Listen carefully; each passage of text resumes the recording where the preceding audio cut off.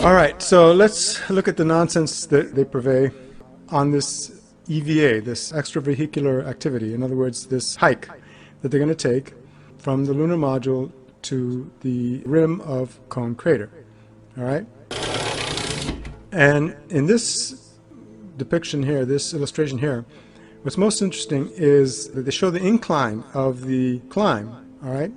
By the way, this is the EVA laid over the Washington Mall. Okay, there's the Washington Monument, the Lincoln Memorial, and the White House is, and this is Cone Crater here, and the White House is above Cone Crater there. But anyway, so that gives you the scale. But what's more interesting is they show the actual incline to scale.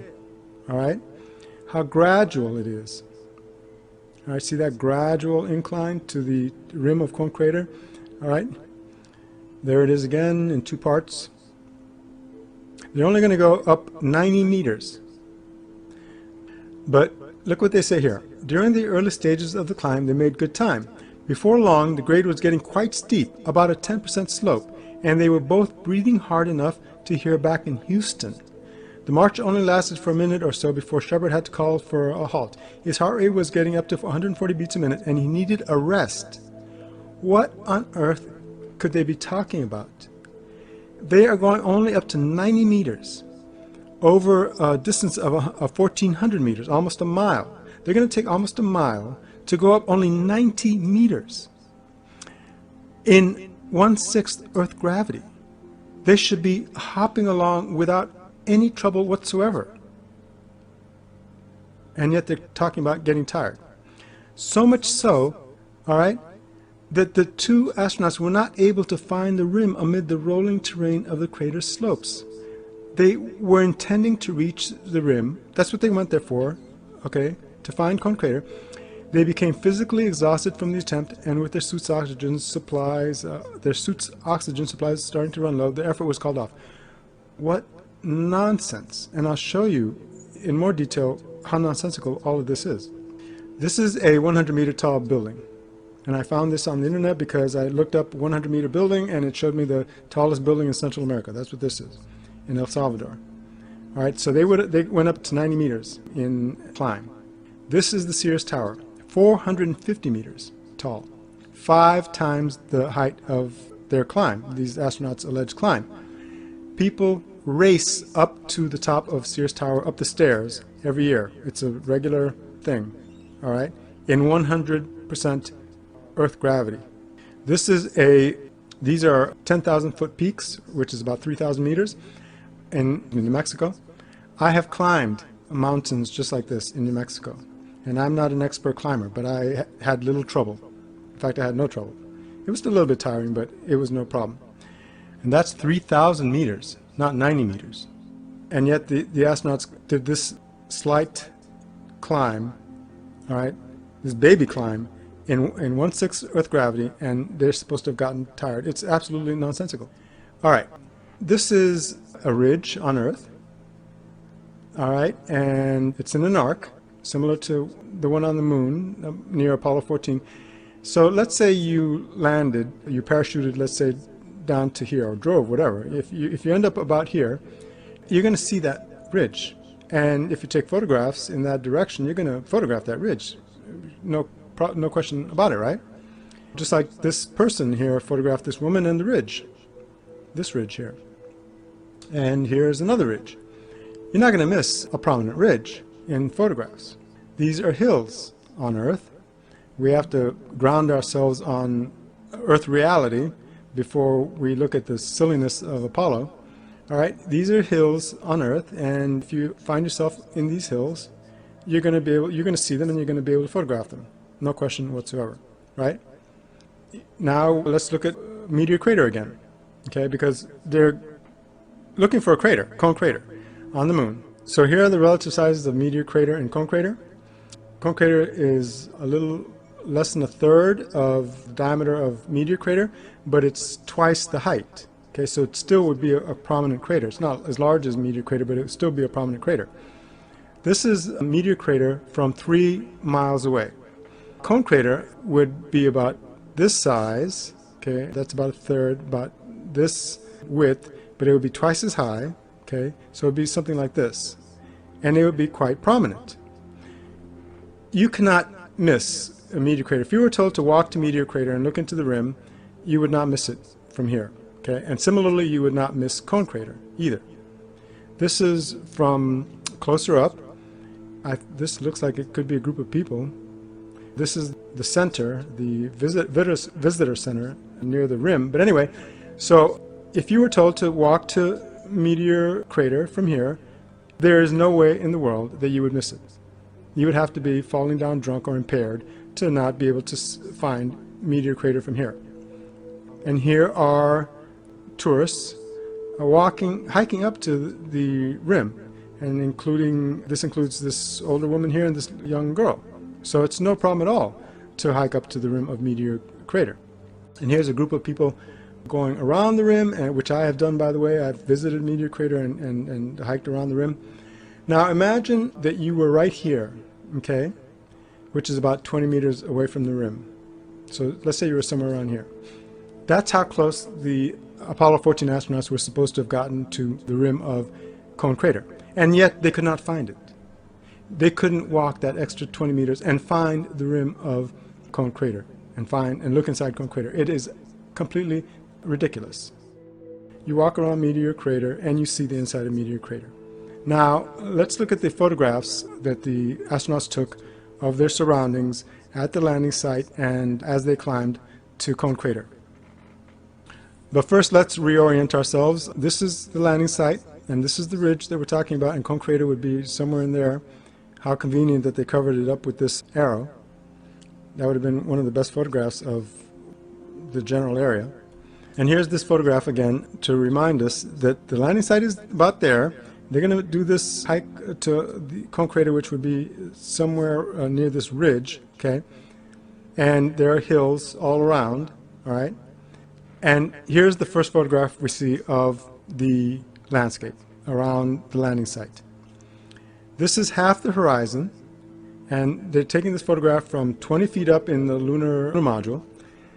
It's flat. It's completely flat. How could that possibly be? It could not. It would not be flat if they were really on the moon, where they said they were. You would see that ridge or hills or both. This is half the horizon. This is a composite half panorama.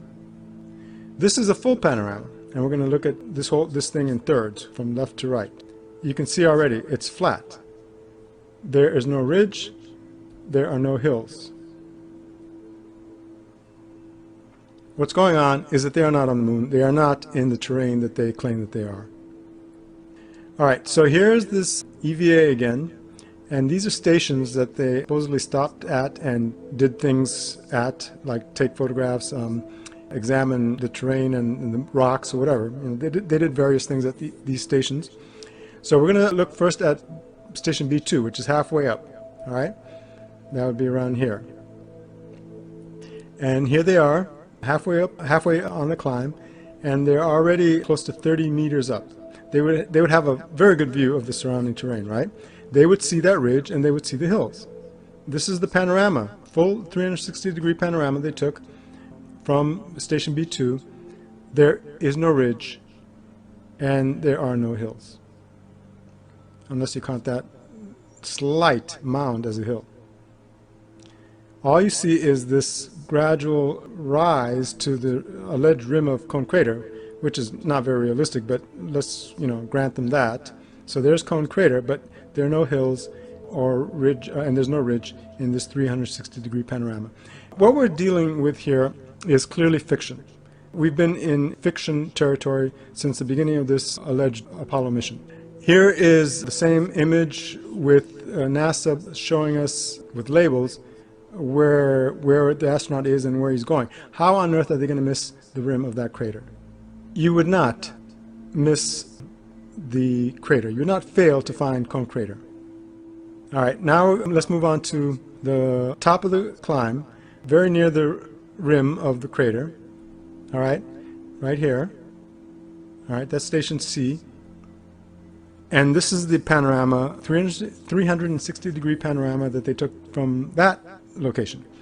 And immediately we see some severe problems with this panorama. First of all, there's a cubic horizontal all the way across. How could that be? It couldn't, because they're not on a plateau. They're on the side of essentially a mountain, a mountain with a hole at the top, right? That's what a crater is. They're right here, all right? So in looking away from Cone Crater, they would see a gradual slope. They would not see any sharp line with a drop-off, with bifurcation of foreground and background. They would not see a cubic horizontal. They would see a gradual slope, like this. This is the slope that you see from the top of Meteor Crater. All right, no problem, you know, no issue here. You see a slope all the way down to the bottom. Same thing here, and if not for this parking lot, you would see it just as clearly. Secondly, you see the mountains in the background. There were hills all around Cone Crater, all around that landing site of Apollo 14. You would see those at the height that they were at 90 meters height, okay? But you don't. Oh yeah, let's look at that one more time, this panorama. Yeah, here you are. So you have that cubic horizontal, but no hills and no ridge anywhere to be seen. Okay. And they claimed that they were not able to find the rim amid the rolling terrain of the crater slopes, and elsewhere they blamed the boulders, okay? They claimed that there were too many boulders and large ones. This is what they're calling a boulder. First of all, this is not a sizable boulder, all right? Secondly, even if you had larger boulders than this, that's not going to impede you, that's not going to prevent you from finding the rim of the crater. All right, they would have to be a whole lot larger and a lot more numerous than that. But this is what they're calling a boulder field. This photograph is labeled among the Apollo photographs as a boulder field. Here's a footprint to give you the size, the scale, all right? These are little rocks. They're not boulders at all, much less boulders in the size and quantity, in a size and quantity that would prevent you from finding the rim of the crater. This image right here is from right here, okay, which is part of that panorama, this same panorama. All right, they're nearly at the rim. They just have to go a little bit further, and they're claiming that the rolling terrain and these boulders impeded them. There is no rolling terrain, and there are no boulders. It's relatively flat. They had no excuse whatsoever to not find the rim and to look into Cone Crater. And then looking back from Station C, there's the LEM in the distance. In that direction, you would see hills. This is all they see. Very slight mounds, no hills to speak of. Here they are, and they're looking back in that direction, okay, which is, here they are, and they're looking in this direction. Where are those hills? This is not a great distance. They would see hills just like we see mountains here from the top of Meteor Crater. This is what we get from Apollo 14. A flat terrain, no Cone Crater, no ridge, no hills, no landscape of craters and boulders to speak of. Pure nonsense. They don't show us anything because they are not on the moon. They are in a studio on a moon set. This is the alleged landing site of Apollo 15. It's at the northern end of the Apennine Mountains, the lunar version, of course. There are Apennine Mountains in Italy, which I didn't even know before I studied this. Okay, so this is the range, and this is the lunar equivalent of our Himalayas. These are the tallest mountains on the moon, but they're not nearly as long. The range is not nearly as long as the Himalayas on Earth. And this is a very nice photograph of them. And you can see here that they're very rugged, okay, craggy. There's nothing soft or smooth about these mountains. And the landing site is right here between these two mountains, Mons Hadley and Mons Hadley Delta. The range contains six of the 8 tallest mountains on the moon. This is Mons Hadley, and here's Mons Hadley Delta right here, the 2nd and 5th tallest. Those two right there. And the landing site, once again, is right here, very close to Mons Hadley Delta, and here is Mons Hadley, which is a double peak, by the way. And these mountains are actually the equivalent in height of Mount Everest. Okay, so they're very tall. And by height, I'm talking about prominence, which is different from height from sea level, which is an artificial, arbitrary measure, because it adds whatever height of the plateau that the mountain sits on. So prominence is a measure from the plateau, the level that the mountain is sitting on. Okay, in this particular illustration, it shows that Mount McKinley, Denali, is actually a taller mountain than Mount Everest. But of course, Mount Everest is still very tall. And Mons Hadley is a little taller, and Mons Hadley Delta is just a little less tall. All right, so here's the exact landing site. Here's Mons Hadley Delta, and here's Mons Hadley. And this is an EVA map, extravehicular activities. In other words, excursions. The last one we saw was from Apollo 14, and it was on foot. These are, and subsequent ones are all going to be driving in the lunar rover. Here they are driving around this region right here. I'm going to show you some mountains, and then we're going to look at the photographs of the mountains on the moon. This is Mount Everest, and it's towering over this valley, as you can see. Very impressive. This is Mount Rainier, soaring over Seattle in Washington State. This is Mount Fuji, towering over this city. I don't know what city this is. It's not Tokyo, because Mount Fuji is farther away from Tokyo than this. And this is Mount Shasta. Again, what better word, towering over this valley here. Okay? In each of these cases, these mountains are extremely impressive. Okay? And they dominate. That's another word, dominating the surrounding landscape. This is Mons Hadley. That is supposed to be a mountain taller than Mount Everest. It's not dominating the landscape. In fact, it's a featureless blob. It looks like a clay mold or a paper mache thing, or I don't know what they made this out of, but it's fake as hell, and it doesn't even look tall. This is Mons Hadley Delta, which is almost even more featureless, not dominating the landing site. This is the lunar module. Already we can see with fake mountains, cartoon mountains. Okay, now let's look at a specific case or specific illustration. This is Mount Rainier. This photograph was taken from the Space Needle in Seattle. So we know the exact distance between where the photographer is and what do you call it, Mount Rainier. Okay, and that distance is 60 miles. This distance we also know because this is at the landing site, and this is the shadow of the lunar module. Okay, this distance to this peak, Mons Hadley, is 17 miles. Now look at the difference between these two scenes. This mountain is not as tall as Mons Hadley, yet it looks way taller, and it's also almost four times the distance. It's almost 4 times this distance. Again, Mons Hadley is a little taller than Mount Rainier. Seattle to Mount Rainier is 60 miles. The Apollo 15 site to Mons Hadley Peak is 17 miles. Dominating the scene, not dominating the scene at about 1/4 the distance. It's just fake, is all you can say. Okay, another way to look at this, another way to determine the fakery, to establish the fakery, is to look at these photographs of the Himalayas from space. These are from orbit. This is Mount Everest. Okay. Now, when we get down to ground level, these mountains, of course, are going to be much more impressive, right? We're going to see them a lot more closely and with more detail, and they're going to be a lot more imposing. This is Mount Everest again, right here. Okay. You can already see, and they're kind of craggy.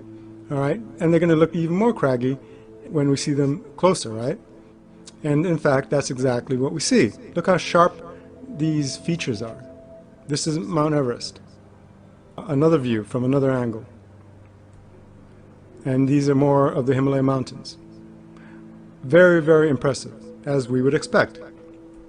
Okay, so these are lunar orbiter photographs of Mons Hadley and Mons Hadley Delta. And of special interest is going to be these mountains in between the two, this arc of mountains. Mons Hadley is actually a double peak, as I've mentioned, and as is shown in this overlay here. Okay, it's a double peak. And in general, these mountains are quite complex and rugged. You can already see that literally from space. These are amateur photographs, and you can see how rough they are. Okay. Again. And again. The landing site is right about here. And this here is the panorama, or a panorama. They took a lot of panoramas, that is, collections of photographs. Okay, all these are individual photographs, mosaics of photographs. Anyway, this is a panorama of the entire scene near the landing site, because there's the LEM right there. Okay, this is Mount Hadley Delta, this is Mount Hadley, and these are those mountains in between that we're going to, look at a little bit closely. And you can already see that these things bear no resemblance to the actual photographs of them. They're rounded, they're smooth, they're featureless, they're bland, they're washed out. Okay? These are those mountains in between that I mentioned. They're just blah, and they don't look tall at all. We're going to go through the individual photographs of the panorama. There's Mount Hadley. There we go around to the mountains in between Mount Hadley and Mount Hadley Delta. What the heck are those things? Okay, this is what we're supposed to be seeing. This rugged stuff, okay, with craters and everything. That is supposed to be this. There is absolutely no resemblance. These look like mounds of, I don't know what, soft, rounded mounds with a blanket thrown over them. That's how soft they look. This is what we're dealing with. We're dealing with cartoon mountains, literally.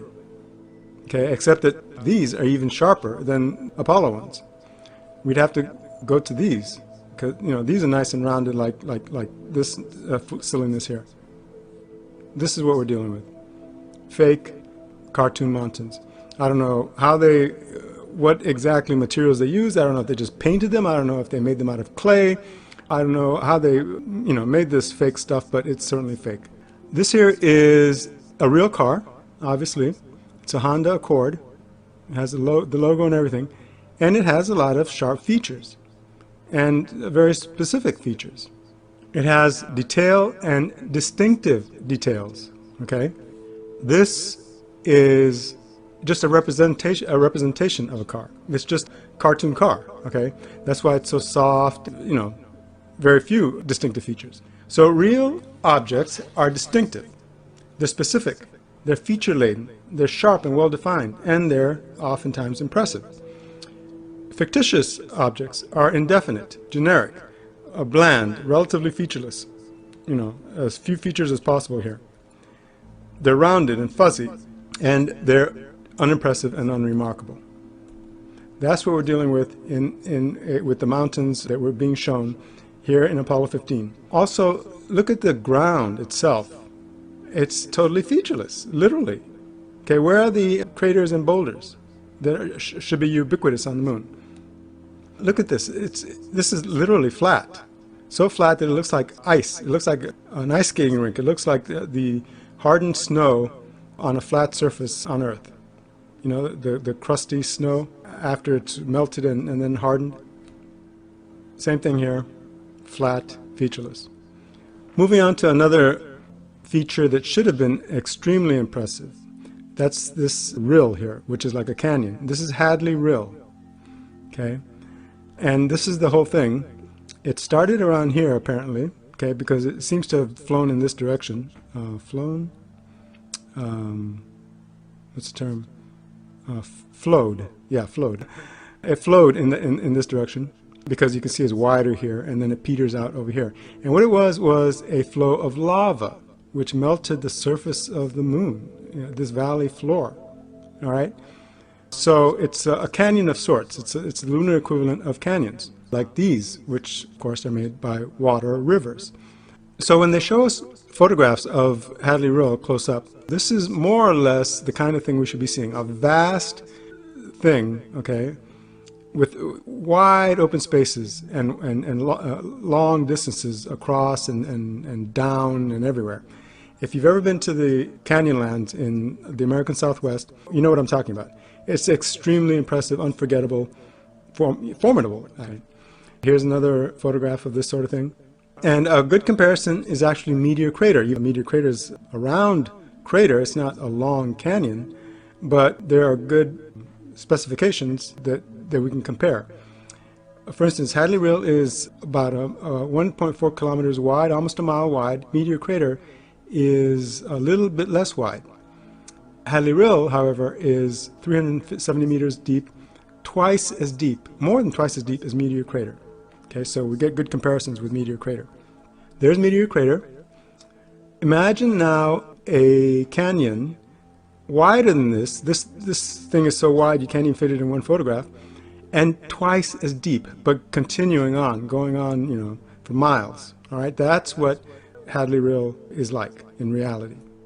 Now, let's keep in mind something very important, which is that from the perspective of the astronauts who landed right here and only drove around and explored this small area right here, from their perspective, Hadley Rill is straight. Okay, it's literally straight for a couple miles and almost straight for 4.5 miles. This is a good alleged photograph. I'm going to show you how, you know, all these photographs of the landing site are fake, but for now let's just go with it. So this is the 2 miles of completely straight rill, and up to here is 4.5 miles of almost straight rill with just one slight bend. All right, there it is in writing.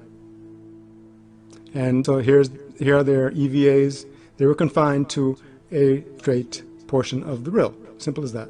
That's going to be important as we go along here. All right, so here's another amateur photograph of the landing site, which is right about here. And here's another one, another photograph with the sun at a different angle. And you can see from these photographs how straight that section of Hadley Rill is. So here are their EVAs. They had 3 of them altogether, 1, 2, 3. And we're going to start with this one here, and we're going to look at their views from Station 2. Okay, they had stations along the way within the EVAs. And here it is right here, Station 2. And I used 2 sets of EVAs because this one shows the actual EVAs very well, but the landing site, the terrain is funky, even faker than usual. Whereas this map has a more reasonable terrain, more realistic terrain, but you can't see the EVAs too closely. So that's why I use 2 sets. But anyway, so this is Station 2 right here, and they should be looking right into this canyon and get a wonderful view of a long canyon going, you know, for 4.5 miles. It would be huge, wide and long. This is what they show us. This is a panorama, a mosaic of a number of photographs, but essentially this is the only photograph they show us of the entire canyon all the way to the bottom, okay?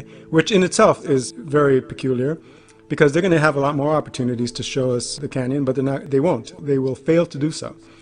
So this is the one photograph, and we can see that it's fake, okay? No way on earth is this a mile wide, okay, and 4.5 miles long. You can see the rocks at the bottom, what would be miles away. Okay, this would be literally miles away, even as far as 4.5 miles. You can see individual rocks. Okay, this is some couple miles away, and this canyon, or rather this rill, is almost 1/4 mile deep. How on earth would you be seeing individual rocks? And you know, this lunar rover shows us the scale. There's just no way that this is correct. And also it's too windy. It's so windy, as a matter of fact, that I was confused with a lot of these features in Apollo 15. I had to study them over a period of time to get my bearings because all the proportions, all the sizes, all the relations, spatial relations are wrong, simply wrong. So you have to translate fiction into some realistic thing. Otherwise, you wouldn't make heads or tails out of anything. But anyway, this is too windy, all right? Certainly, we're not seeing something realistic like this. vast spaces. Nothing of the sort. We're not seeing anything remotely like these huge spaces of real canyons and real craters in this case. Okay? Remember, this rill is twice as deep as this and even wider. This is not of that same size, roughly. It's not even remotely that kind of size. And they play on this notion of a winding, sinuous rill. It's a stereotype, all right? The rill is windy, but over its 40-mile length. This is about 40 miles here. Yeah, sure, it's windy over 40 miles, but again, not where the astronauts were. Not in that small space. Okay, in this small area, as I said several times, because it's critical for our understanding of how fake everything is here, in this perspective, no, the rill is not windy. So this is just fake.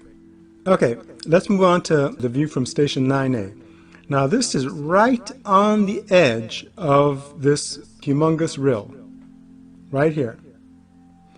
What kind of views, are they going to show us here? We're expecting some stupendous views. They're right on the edge.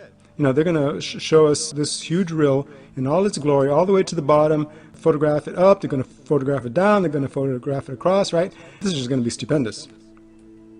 This is what they show us. What the heck is this? And this is all they show us. This is the one panorama that they show us. Why could the astronaut not have gone to the edge and shown us the whole thing from the bottom up? They act as if there's a force field. And this isn't the only time we're going to see this. We're going to see this also with craters in subsequent missions. They act like there's a force field preventing them from showing these things in all their glory. And why is that? Because they can't show us what they're not seeing, what they don't have in front of them. They do not have a huge rill in front of them. This is a little ditch.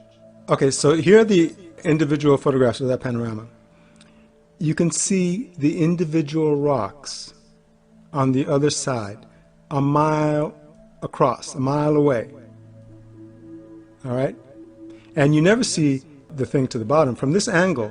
Okay, it's imaginable that photographing straight across the rill, you would not see the bottom. Okay? But at this angle, you would start to see the bottom. Why wouldn't you? Okay? Just think of it from this angle. But anyway, clearly these rocks are too well seen. They're just a little smaller than the rocks on this side. That's what they're showing us. That's what they're trying to pass off as a gigantic rill, like the size of the Grand Canyon. Again, nothing like this, which it should be. We already saw, we saw the actual figures of the dimensions. It should be something like this, but it's not. All right, moving on to Station 6A, right here. Now, my goodness, this is from a couple hundred meters up on the slope of Mount Hadley Delta, all right? Magically, they were able to drive up on the side of the mountain, which you can't do even on Earth, without roads. But anyway, they did it, allegedly. And now they're going to be looking down right into the heart of this rill, right down the throat, right down the barrel of the gun, so to speak. Okay? It's going to be a bird's eye view, right? This is what they show us. Another panorama. And this is ludicrous. What the hell is this? They don't show us what would be seen if they were right here and shooting right across in there. What is this? All right, they show us the rill going across, going perpendicular to the line of sight. How could that be? There's nothing perpendicular to the line of sight from here through to here. It's straight down the length of the rill. What could this be, crossing the line of sight? Another thing that's completely wrong in this photograph, in this mosaic, is this hill here, or this mountain, which is Hill 305. That's what the astronauts called it, Hill 305, or NASA, whatever. Okay, that's Hill 305. This is the rill. Okay, nothing is right here. So here they are at Station 6A, about right here. And they should be looking straight down into the rill, and then on the other side, in the distance, would be this Hill 305, with the high part of it, the tallest part of it, right across the rill, in the same line of sight as the rill, and it would be on the northern end. This tall part, the highest part of this hill, quote-unquote Hill 305, would be at the northern end. But that's not what is shown. What is shown is the highest part at the southern end. And here's this panorama which shows the whole valley. Okay, this is Hill 305, this is Mons Hadley, and this is Mons Hadley Delta over here. So you can see here that from that panorama, and here they are at Station 6A, okay, that you have that little, what do you call it, gap right there, all right, more or less in between Hill 305 and Mons Hadley, all right, and then you have this slight rise here, right there. Okay, so this gives us the perspective, the relations between all these features. So Hill 305 should have that high part right here at the northern end, not the southern end. And that's confirmed by all these other photographs of Hill 305. That's the high end, the northern end, the taller end right there, clearly. All right. This is sloping down. There it is, okay, the tall end. So looking across, you would look right into the rill, and on the other side, and it would be lengthwise, right down the length of it, 4.5 miles, and on the other side would be the tall part, this tall side end, however you want to put it, of Hill 305. Okay, that's not what we see here. We see nothing of the sort here. This is all messed up. It's just simply wrong. Somebody drew it wrong. Illustration which is done wrong. This professor, physicist, studied the photographs of Hadley Rill from Apollo 15 with this method of stereoscopic parallax, which is essentially simple. It's the difference between the view in the foreground and background when you shift your position when you're photographing things, like so, okay? You shift over a few feet to 5-10 feet or whatever, and the foreground shifts, but the background doesn't, because of perspective, because of the distance, whatever, however you want, you know. And so he used this method, this fact, to learn what the actual distances were that we're seeing in Apollo, in the photographs of Apollo 15, specifically with regard to Hadley Rill. And he did this in detail, and his specialized knowledge, which I didn't follow in all its detail. At a minimum, I would have to study it a lot closer, and I'm not a trained physicist. But anyway, he determined that the distance across the rill is only 40 meters. And the distance to that bend, that major bend that is supposed to be 4.5 miles, in the photograph it's actually only 140 meters, a little beyond this 90-meter label. As he says, the distance to the Rima-Hadley bow does not exceed 140 meters. And he concluded that what we're looking at in the photographs of Apollo 15 is nothing more or less than an artificial trench 30 to 60 meters wide. That's what this is. Now you can see that that's exactly what this is. It's a trench dug in the desert somewhere. Maybe they found something that was already partly filled the bill, I don't know. And it's just a few tens of meters wide and tens of meters long. This is no way a huge rill canyon-like thing.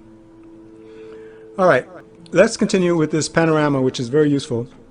We're done with Hadley Rill, another fake thing. Apollo 15 alone contains enough fakery to completely uncover, dismantle the Apollo missions. It's replete with fakery. But anyway, let's continue. Now the second fake thing in this panorama is this thing right here. Here's a close-up, this thing right here. What is that? Okay, you would think, just looking at this without any other knowledge, you would say, well, that's a distant peak, right? That's another mountain in the distance. Well, in fact, that has to be the double peak, the second peak of Mons Hadley. All right, that's what it would have to be. From this perspective, from Station 6A, that's what we would be seeing, Mons Hadley's second peak, except that it's completely wrong here in these photographs, in this panorama. It's wrong for at least a couple reasons. One, the actual double peak all right, is they're close together. That's why it's called a double peak. And you can see it in the actual photographs. They're close together. They're next to each other. The second one is only a little more distant from the landing site than the first one. But here, you can see it looks like a completely different mountain, very far off. Secondly, you have this mountain. This would have to be another mountain slightly in front of Mons Hadley in the view, in the line of sight to the second peak. All right? That is not there in reality. Here is this wide view, a lunar orbiter photograph. Here they are, Station 6A, about right here, and you would see the double peak, the second peak, I should say, very easily, right through this gap, kind of like valley in between the two peaks. Okay, as I mentioned before, Mons Hadley is in fact a double peak, as this overlay shows. And here's Station 6A, again, right there to orient us. Here you are, here. And again, you would look right across, right through this gap and see the second peak, and it wouldn't be very far from the first peak. You would see it rise from the valley floor. A little slight rise there, more major rise there, and then the peak itself. That's what you would see. Here's Station 6A again, same thing, right across like so. It wouldn't be that silly little thing peeking out way in the distance as the Apollo photograph like this. Okay, it wouldn't be like this with that little thing peeking out, again, as I said, way in the distance, with this mountain in the way. That does not exist. And you can see it here. You can see in NASA's own contour map, all right, that this little plateau is just that, a little plateau about 1,000 meters high, not a couple thousand meters high, as this is showing, because this is about half the height of Mons Hadley. So it would have to be close to 2,000 meters high. That is not there in reality. I think this photograph here shows it best. That's just a slight rise, just a slight plateau. It is not this mountain here. All right, so that's fake. Now, let's continue with this panorama. This panorama, by the way, is 3/4 of the entire 360-degree panorama. It continues from here, and we're going to see this momentarily. Here are the individual photographs of that panorama, which are more clear than the panorama itself. Here we go. We already saw this, the fake Rill and the fake Hill 305. Okay, the fake Mons Hadley, the fake second peak, the fake intervening mountains between Mons Hadley and Mons Hadley Delta. And here we go to the base of Mons Hadley Delta. And what do we see? The lunar rover tracks, climbing up the side of Mons Hadley Delta as if they were on the beach, sand dunes on the beach. In the desert, a large sand dune. Willy-nilly climbing up the side of a mountain, which you can't do on Earth, except maybe on the beach. A real mountain, you don't climb up, without roads. Well, what do you think they need to build roads for? It's a cartoon. The whole thing is a cartoon. How are they going to climb up the side of a mountain on the rugged moon? We've seen how rugged the moon is. Everything on the moon. Valley floors, mountains, okay? There's nothing smooth on the moon. But that's what they claim they did. The mission called for Scott and Irwin to climb the hillside a bit west of Spur and then turn to the east and make a 3-kilometer drive roughly along a contour line. Yeah, right. Driving kilometers along the side of a mountain without roads. The hillside had the appearance of a dry, sandy, well-used beach covered with soft hummocks and with poorly defined shallow craters. A sandy, well-used beach. That's what they were driving on. An earth beach or a sand dune somewhere. This is not the moon. It's ridiculous. Literally, it's cartoon. All right, moving on to more foolishness. This is the surface, the valley floor surface. We're going to look at the surface of the moon here at the Apollo landing site, Apollo 15 landing site. Okay.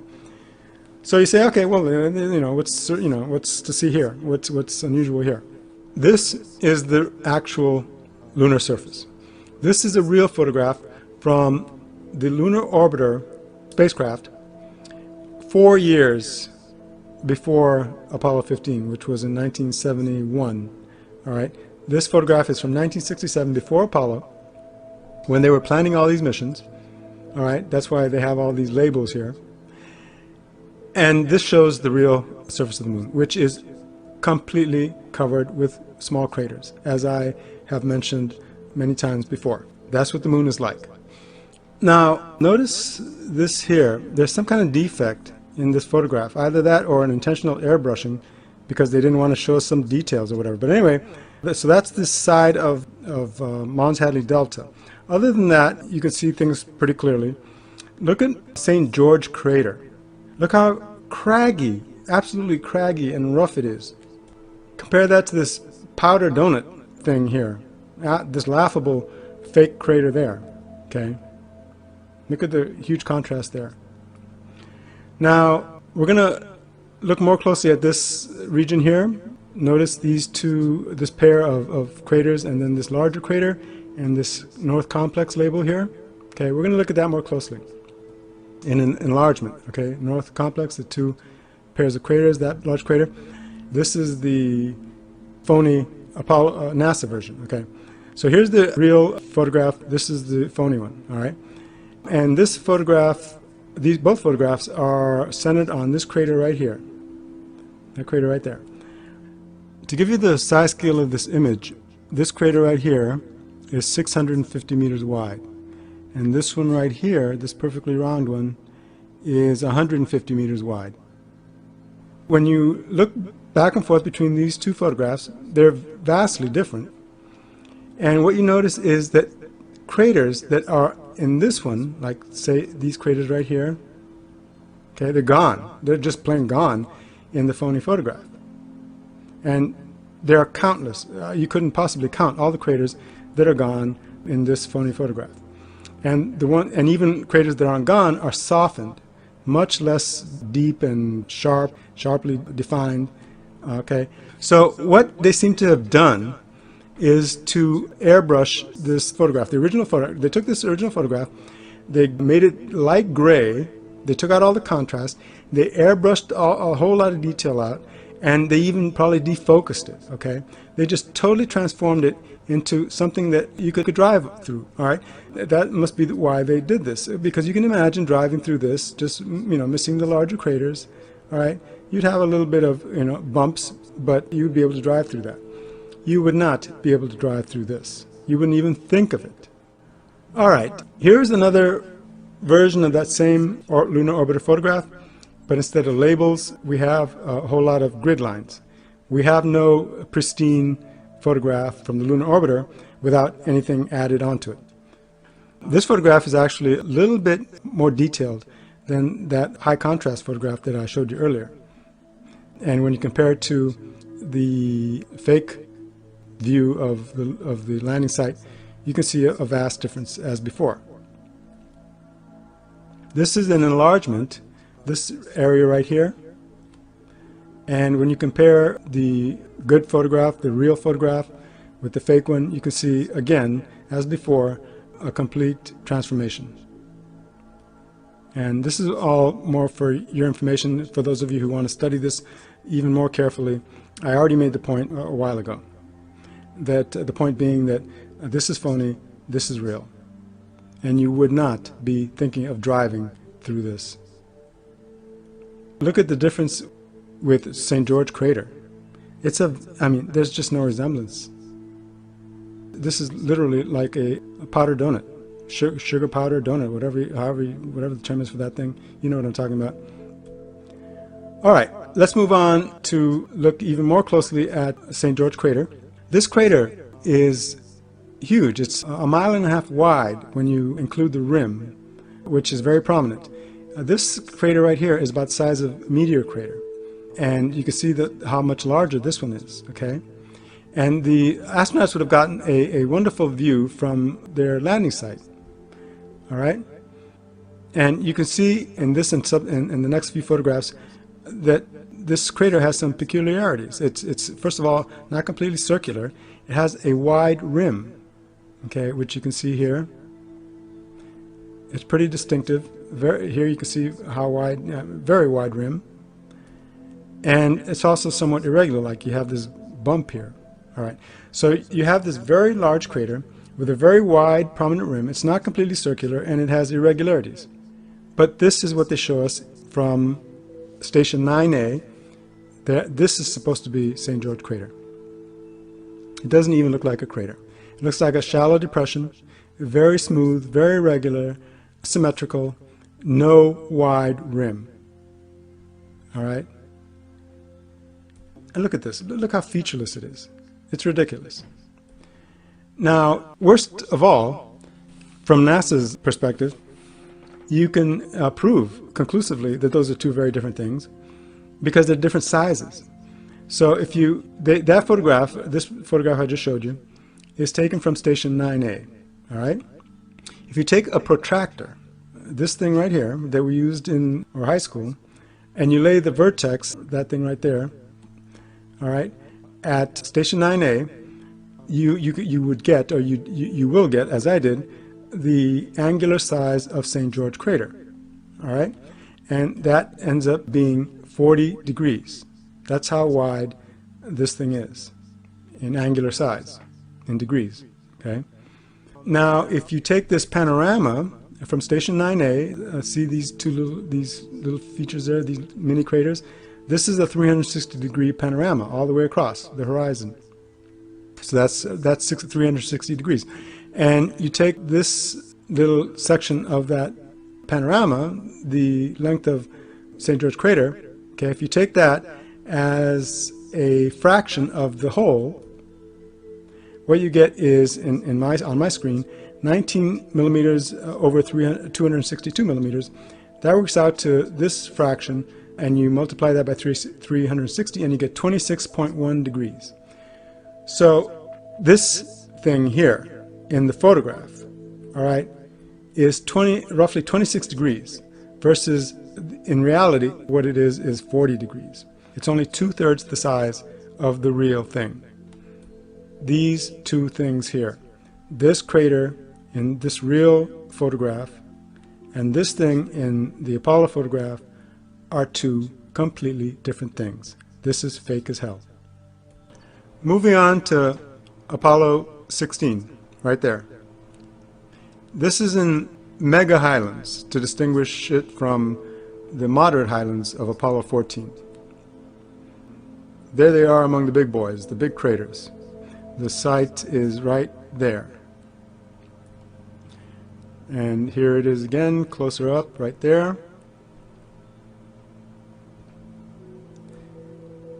So here's a close-up of the landing site. Right there is the landing site.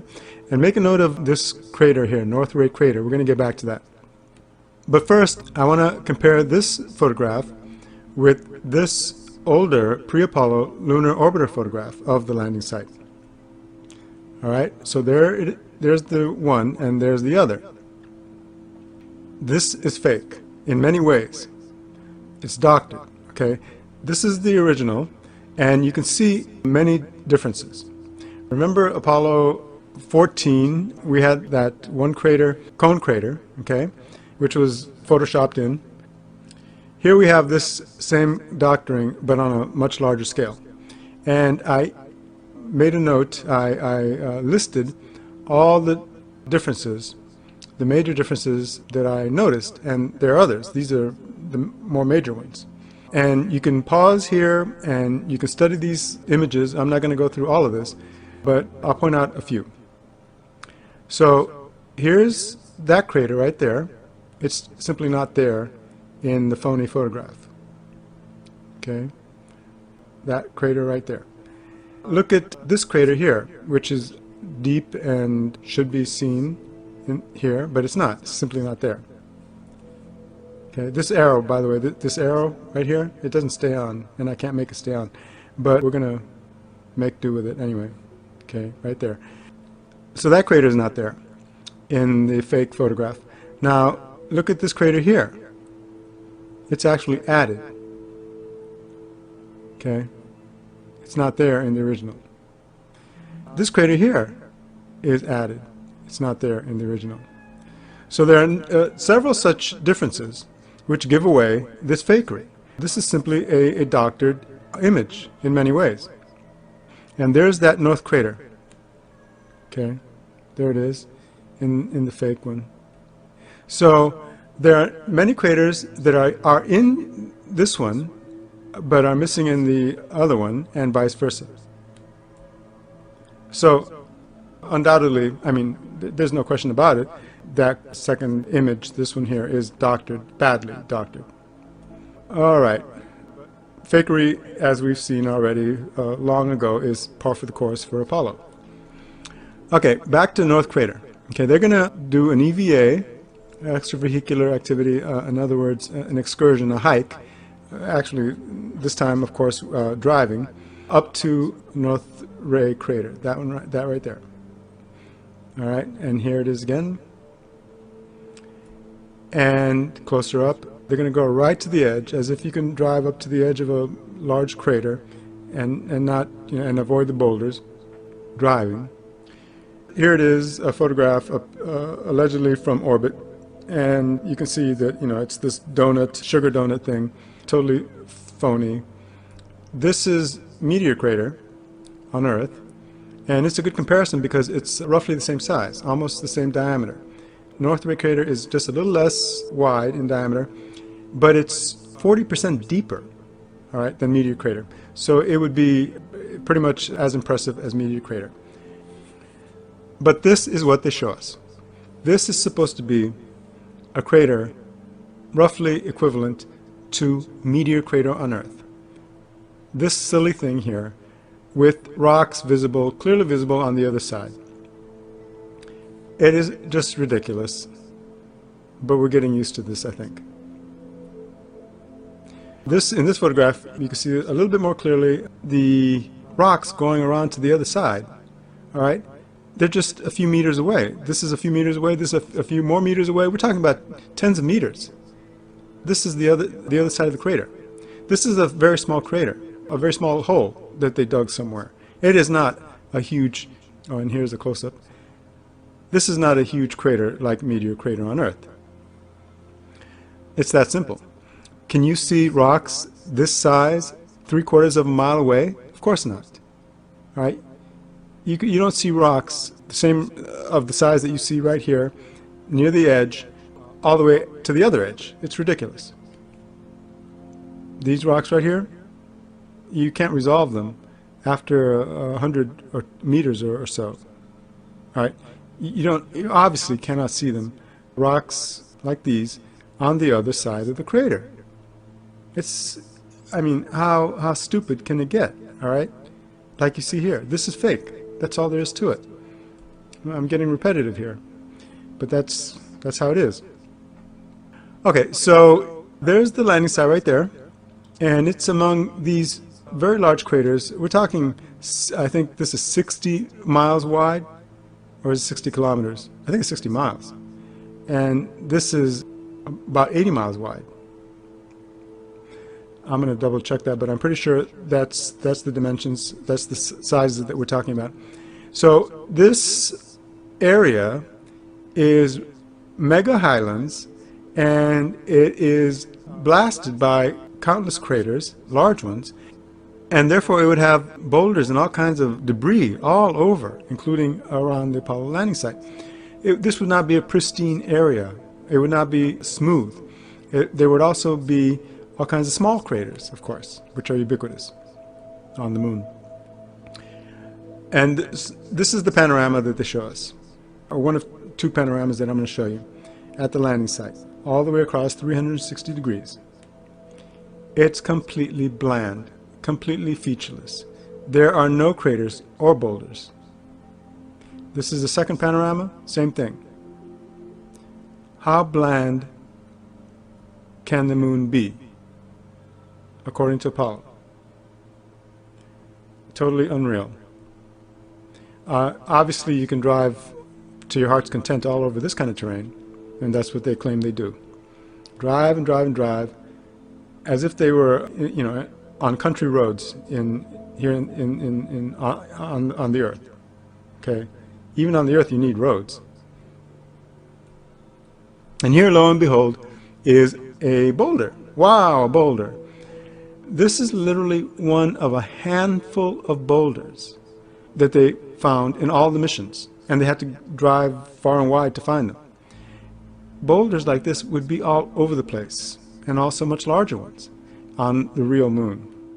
But this is all they can show us, because they're not really on the moon. This is a large version of the sea rock, a very large version of the sea rock. It's a prop. I wouldn't be surprised if it's not even a real rock. This is what Apollo 16 shows us, essentially nothing. And they're in mega highlands with among all those craters, and there should be boulders and debris and all kinds of geological features. They show us nothing. Okay, we're moving more quickly now.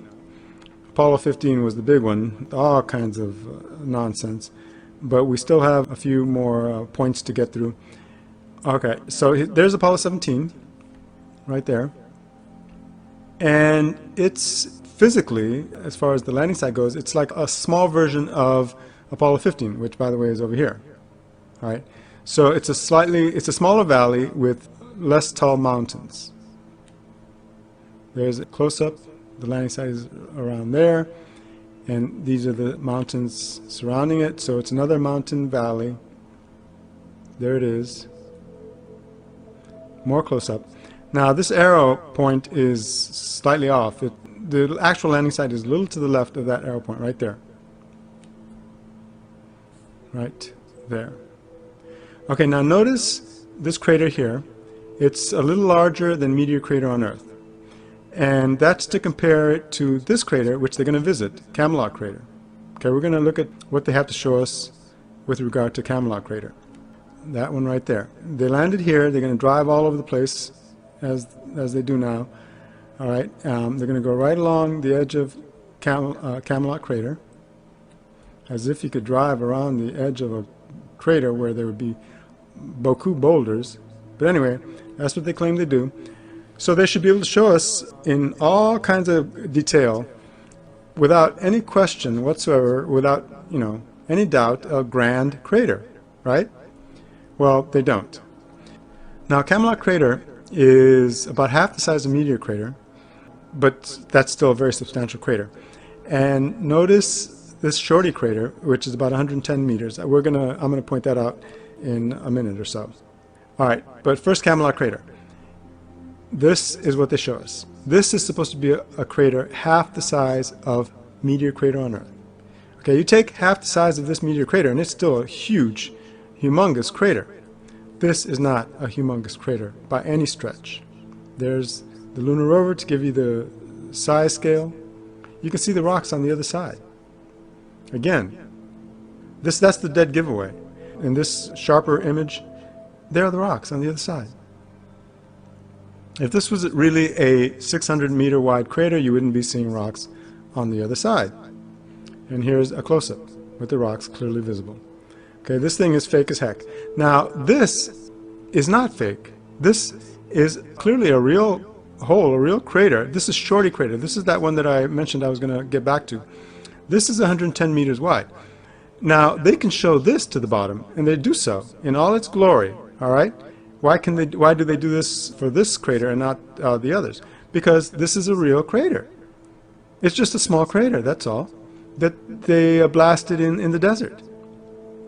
They can't show us a huge crater similar to Meteor Crater because they had none. They had none. They were on the moon set. They had no such crater. So they had to fake those. But this one they did show us. That's fake. That's Camelot Crater. That one looks even smaller than Shorty Crater. Because it probably is. And this is going back to North Ray Crater from Apollo 16. Okay, this is Apollo 17. We're on Apollo 17 now, but for a second we're going back to Apollo 16. This is North Ray Crater. These craters, Camelot Crater, North Ray Crater, these are phony little craters. They're not what was advertised, large craters on the moon. That's why they don't go to the edge and photograph the inside like they did with Shorty Crater. Their crater is more or less like this in Arizona or somewhere in the American deserts. All right, now watch this. This is really incredible. Now this is another lunar orbiter photograph pre-Apollo, and we're going to blow it up. So it's going to be a bit fuzzy. Okay, but we're going to compare that to the Apollo 17 landing site, the official photograph of the Apollo 17 landing site, which is that. Now, this is fake, and it's fake like with exclamation marks. Because look at this scene here. There's that big crater there, look at that one crater. Whereas here you have about a half dozen craters of roughly the same size. These are two completely different landscapes. That is not that. It's that simple. All right, here you have something elongated. Here you have nothing. You have hardly anything. This is Camelot crater, right there. Here it's not even there. These are two different landscapes. This is different. These are two large craters aligned kind of like this. These are three craters aligned somewhat differently. These, again, are two, clearly, without question, two different scenes. One real, one fake. And here's the dead giveaway. It's frightful, really. Look at this.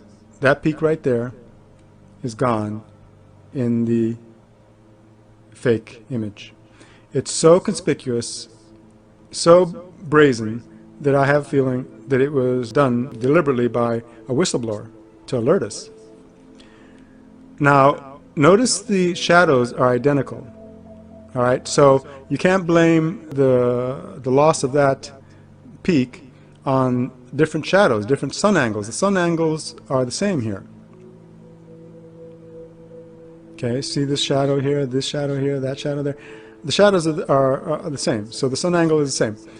So this peak should be there, but it's not.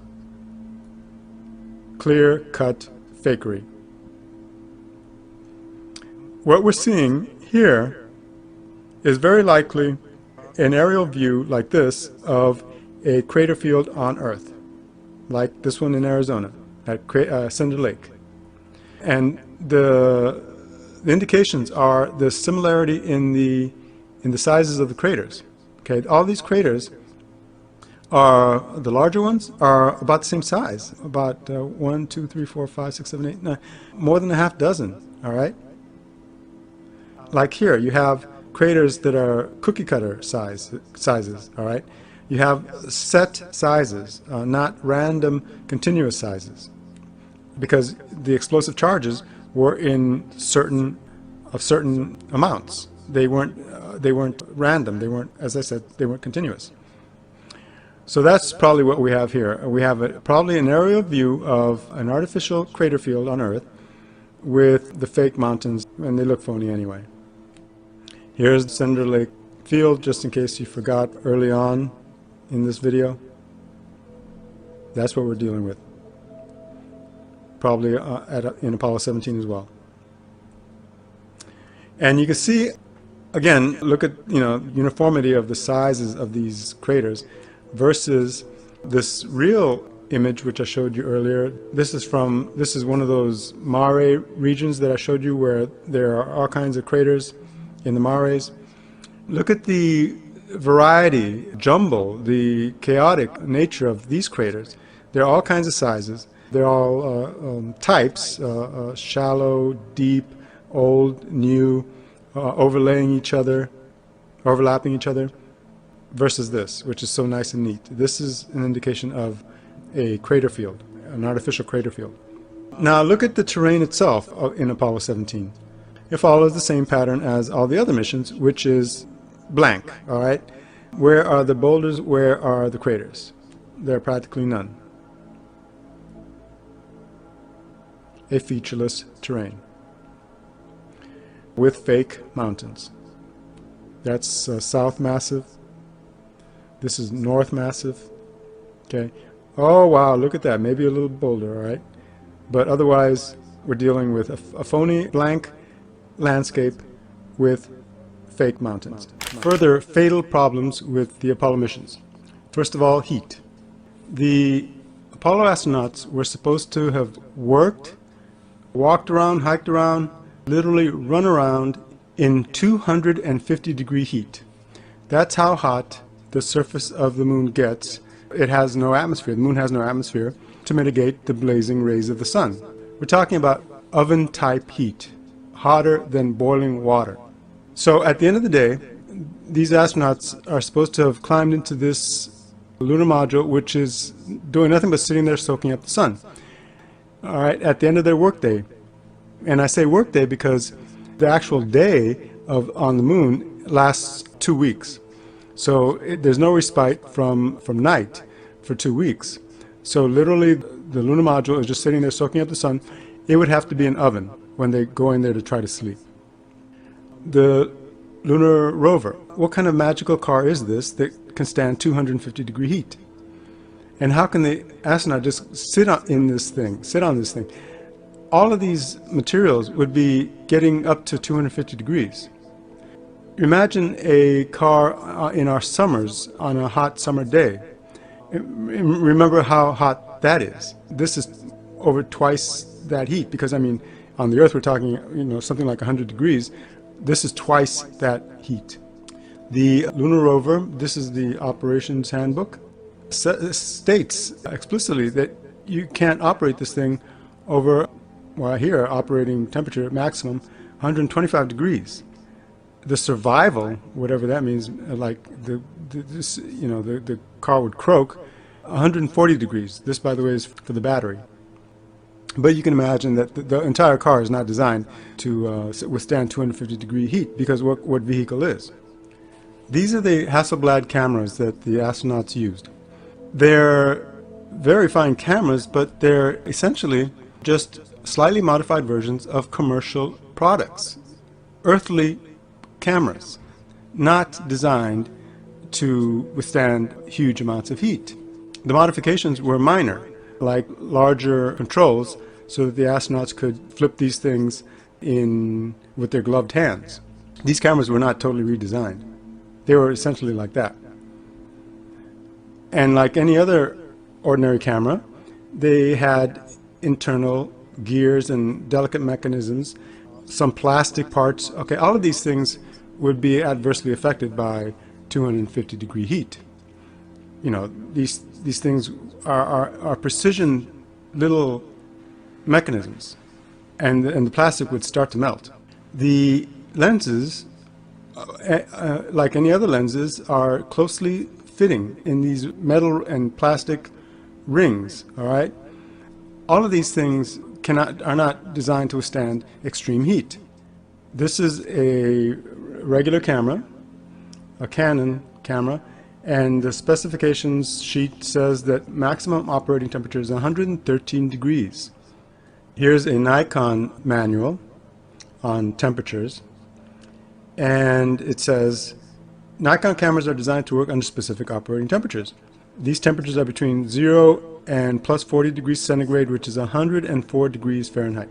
This is the kind of temperature that cameras are designed to work in, maximum, a little over 100 degrees. Same thing with TV cameras. These are the TV cameras that the Apollo astronauts allegedly used.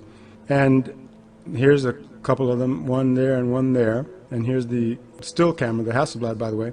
All of these are sitting there soaking up heat up to 250 degrees. Remember that. And here's the TV camera operations manual. It says explicitly, the camera should never be allowed to reach a temperature colder than that or hotter than 120 degrees Fahrenheit. Now, the astronauts themselves are supposed to have been in air-conditioned suits. These suits are supposed to have been air-conditioned with tubes flowing with water flowing through them. Okay, that was supposed to be their air conditioning.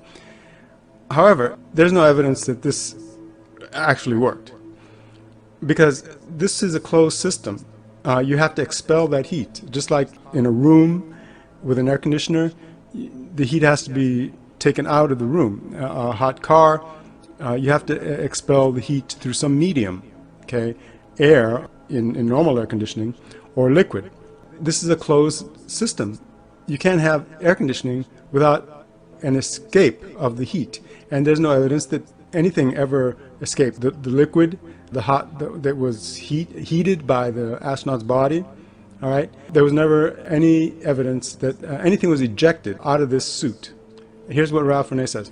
If they had really had suit air conditioners that worked, every time the suit was vented into the high vacuum of space, the rocket effect should have been spectacular. A rapidly expanding fog of ice crystals, that's what NASA says, it's more likely to have been water droplets or steam, would have reflected the brilliant, unfiltered sunlight, spraying millions of tiny diamond-like crystals about and producing a brilliant, dazzling, and unforgettable display. We can be sure our astronauts never released water in this manner, since not one of the thousands of pictures taken on the moon has ever shown such a display. This is sort of what we would expect to see. In this case, somebody tosses hot water into cold air, but whether these would be ice crystals or water droplets, steam, whatever, you would have seen something like that shooting out of the astronaut suits on the moon. But we never saw anything of the sort. Overall, NASA never explains in a serious, believable manner how they dealt with 250-degree heat. Look at this lunar module.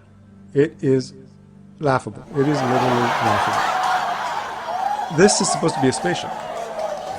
What is with all this junk?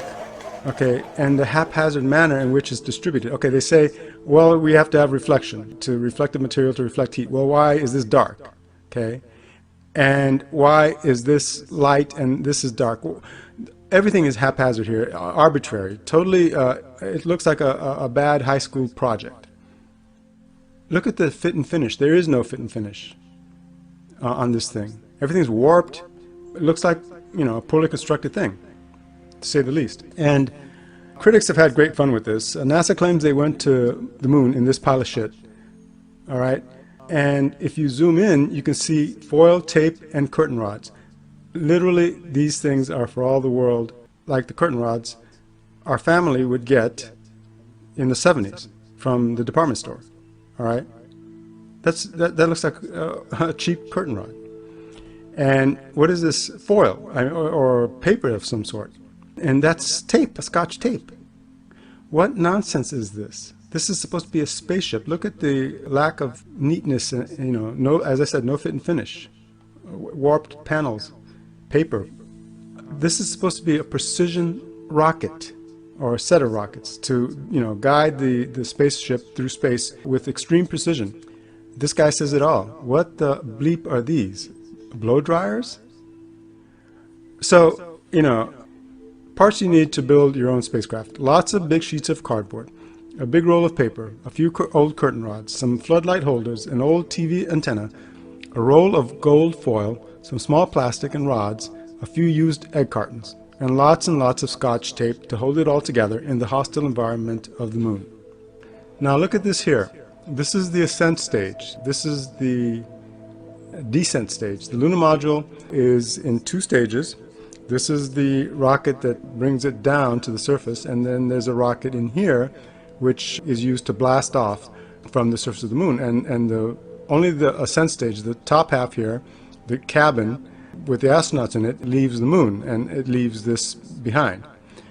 So this is that ascent stage. This is Apollo 16, supposedly orbiting the moon, or going back up to meet the service and command module.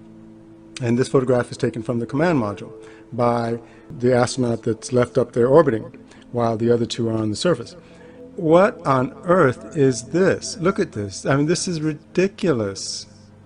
That's supposed to be a spaceship. That's supposed to be a precision machine.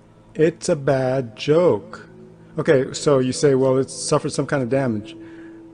Yeah, but still, it looks ridiculous. I mean, you know, my vocabulary is limited when it comes to these descriptive terms. It's farcical. How's that word? Farcical. The lunar module has been described as a piece of junk, looking more like a homeless person's shelter or a cardboard shack in a Brazilian favela than a spaceship. Gerard Wisniewski says, it looks more like a slum dwelling after a hurricane than a vehicle suitable for traveling in space.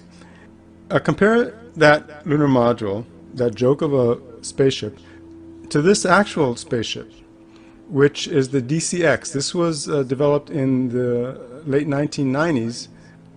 It was designed as a reusable spaceship to go up into Earth orbit and come back. And look how nice and neat it is, and aerodynamic. And well constructed, apparently. Compare that to this thing. Now, of course, NASA will say, well, you don't need aerodynamics in the vacuum of space and in the vacuum, which is the surface of the moon, which is true, but still, we're not just talking about aerodynamics. We're talking about something reasonably professional looking. Further evidence that this whole thing was a joke is that they never actually landed this machine on the Earth, much less the moon, in training. Okay, the first use of that lunar module was the one Apollo 11 landing, the actual thing. There was never any practice run. Whoever heard of such a complex, such a important piece of machinery not practiced on beforehand? This is what they trained on. The Lunar Landing Training Vehicle, or another term was the Lunar Landing Research Vehicle, which is nothing like the lunar module. So in other words, they never did train on the lunar module. This thing here operates on jets, not rockets. It's nothing like the lunar module. Supposedly an astronaut or somebody training with this thing. And as a matter of fact, that machine crashed a number of times, including once with Neil Armstrong flying, and he barely escaped with his life. Here he is parachuting from this thing after it crashed. So here's what Dennis Semino says about Grumman's lunar module plans. Grumman was the manufacturer. I looked at these drawings extensively. The designs are completely and wholly inadequate. Anybody with any physics and design background would take one look at it and dismiss it offhand as being foolish and goofy. Bill Woods, another engineer, says about the lunar module proposal from Grumman, a 110-page document for a $6.9 billion program is an outrageously small document. There's no way that a reviewer could determine whether or not the contractor is going to accomplish anything worthwhile based on 110 pages of documentation for that size program. Programs of similar size and cost are tens of thousands of pages long. He continues, you wouldn't need a very long proposal if you weren't really going to build a lunar module that really had to work. If you were going to be building lunar modules that ended up in museums or on displays, then you could probably do that for a few $1 million, and that might only require a 110-page proposal. So multi-billion-dollar projects like this aircraft carrier or this nuclear submarine, those require huge amounts of documentation, like Bill Wood said, thousands of pages. All right, but this lunar module never did go to the moon. It was always a model, like a toy, and it ended up in museums, all right, the various specimens. So yeah, so they got away with a very small 110-page proposal because that's all it was for. It was always just for show. It was never a real flying machine. More evidence that it wasn't for real. This is a real rocket, a 7,500-pound thruster, and of course it shoots out a flame, okay, or a plume as another term for that. Whoever heard of a rocket without a flame? Even the space shuttle in the vacuum of space produces a flame. So the fact that the lunar module was in a vacuum is no reason at all that it would have no flame, no plume. Now on this website, which tries to explain away all the anomalies of Apollo, this is Clavius, this website right here, Clavius, they try to say that flames don't always have to, that rockets don't always have to produce flames. But the example that they use, where they say that the flame is almost invisible, is nowhere near almost invisible. You can clearly see this plume, and you would certainly see it in the black vacuum of space. And in fact, all the depictions of the lunar module before its actual use showed a prominent rocket flame. There and there and there.